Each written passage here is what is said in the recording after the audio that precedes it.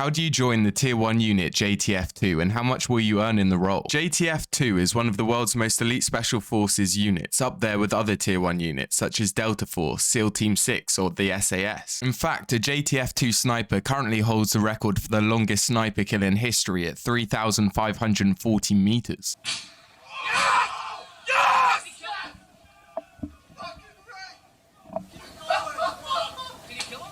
Although the exact number of JTF2 operators is classified, it is believed there is around 300 members. So what are the requirements to become part of this select few? Firstly, you must be already part of the Canadian Armed Forces with a minimum, and I stress a minimum, of 2 years military service. You must also obtain approval from the chain of command and pass all appropriate physical and medical examinations. Be trained in or willing to undertake parachute training, but let's be real, if you are too scared to parachute, JTF2 isn't the place for you. This goes without saying, but Phase 1 and Phase 2 training, i.e. basic combat training and advanced individualized training, must also be complete. Assuming you meet these requirements, you will then go to the JTF2 Assessment Center. During this 7-day process, you will be judged on physical fitness, phobia tests such as heights, water confidence, and confined spaces, individual and teamwork tasks, psychological profiling, problem solving, and interpersonal skills. On top of this, you will be assessed on more directly related combat skills such as weapons handling, threat identification and reaction,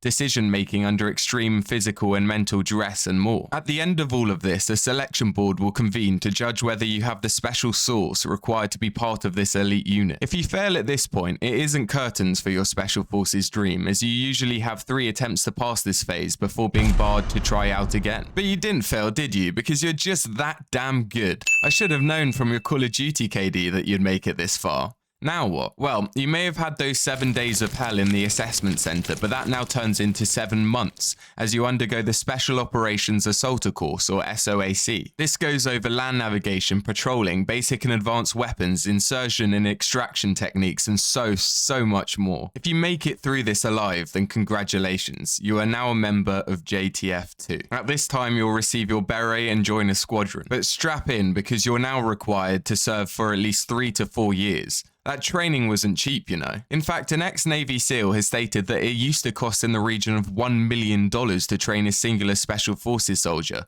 with that cost being closer to $1.5 million now. So what will you earn? Well, salary, even in the Special Forces, can vary tremendously depending on your role, skill set, and most importantly, rank. The figures I'm about to provide are the base pay for Special Forces members, but I shall also include the pay for a regular Armed Forces member at the same rank for comparison. I shall provide 2 salaries, the lowest paid increment and the highest paid increment for that rank. A corporal shall earn between 87,708 Canadian dollars to 98,700 Canadian dollars. A sergeant shall earn between 98,436 Canadian dollars and 104,784 Canadian dollars. Okay, I'm gonna stop saying Canadian dollars now, you get the picture. A warrant officer will earn $105,204 to $111,516. A master warrant officer shall earn between $112,428 to $119,496, and a chief warrant officer will earn between $116,328 and $123,684. Additionally, a chief warrant officer who transferred from a Special Operations Assaulter or Search and Rescue Technician occupation to serve as a Sergeant Major of JTF2